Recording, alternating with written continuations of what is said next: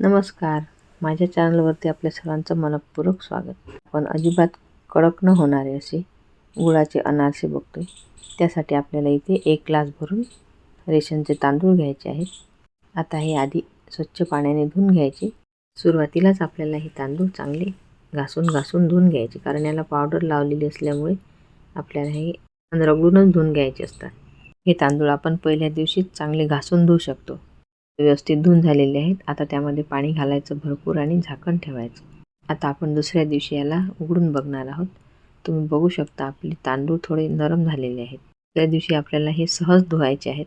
अलगद हाताने थोडं पाणी त्याचं वरचं झारून काढायचं आणि परत त्यामध्ये पाणी घालून झाकून ठेवायचं. आता 1 दिवस झालेला आहे. आता असंच परत आपल्याला दुसऱ्या दिवशी सुद्धा असंच करायचं आहे. वरचं पाणी काढून टाकायचं आणि परत दुसरं पाणी घालायचं. असे 3 दिवस झालेले आहेत. आपल्याला अनारसे एकदम नरम हवे आहेत, म्हणून आपल्याला 1 दिवस आणखी अशीच प्रोसिजर करायची आहे. सहसा आपण 3च दिवस तांदूळ भिजायला ठेवतो, परंतु 1 दिवस शिल्लक ठेवल्याने तांदूळ छान नरम होतो आणि अनारसा सुद्धा तेवढाच नरम बनतो.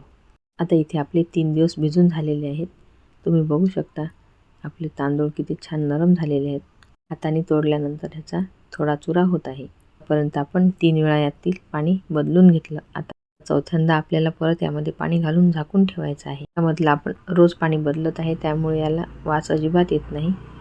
पाणी बदललं नाही तर आपण 2 किंवा 3 दिवसही तांदूळ ठेवला तरी अनारशाला वास येतो. आता तुम्ही बघू शकता आता पाण्याला किती छान बुडबुडे आलेले आहेत आणि पाणी स्वच्छ आहे. आपण तांदूळ अजिबात हलवले नाहीत, त्यामुळे पाणीसुद्धा आपलं नितळ आहे. अजिबात त्यामध्ये तांदळाचा चुरा झालेला नाही. आता हे पाणी काढून घ्यायचं, चाळणीवर निथळून घ्यायचे.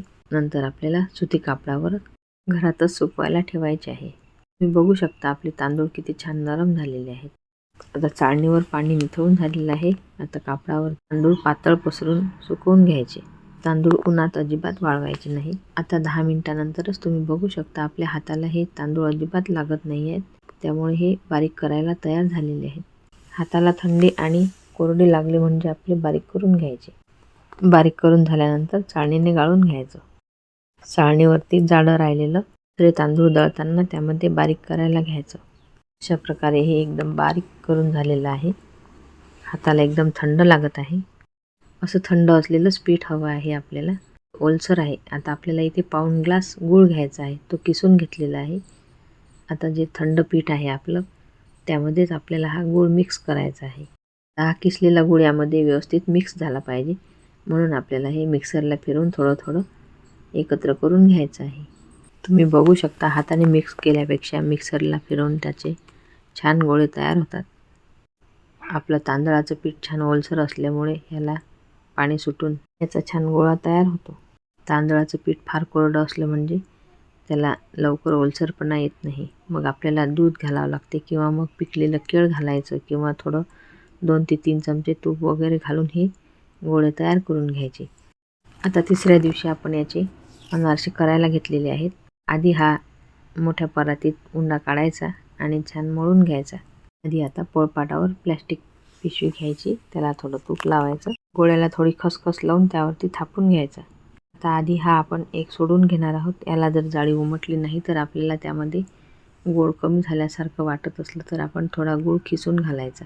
किसून गूळ घातलेला यामध्ये छान मिक्स होतो. आता गूळ यामध्ये छान मळून घ्यायचा आणि याचा असा गोळा तयार करून घ्यायचा.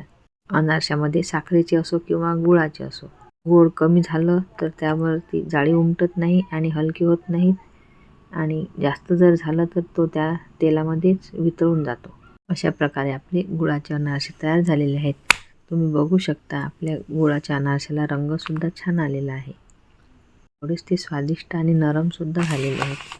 अगदी म्हातारे माणसंसुद्धा अनारसे सहज खाऊ शकतात. रेसिपी बघितल्याबद्दल धन्यवाद. पुन्हा भेटू अशाच नवीन रेसिपीसोबत. तोपर्यंत नमस्कार.